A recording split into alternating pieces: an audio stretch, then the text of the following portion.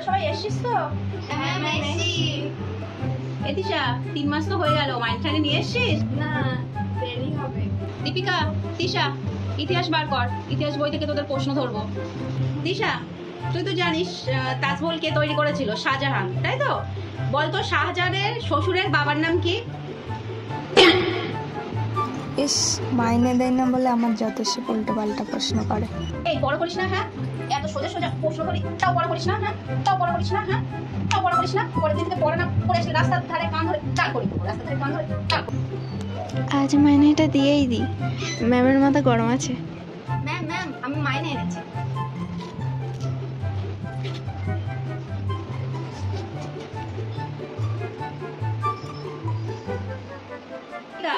তোর এবার প্রশ্ন ধরবো। বলতো তাজমহল কোথায় অবস্থিত? ম্যাম তাজমহল আগ্রায় অবস্থিত।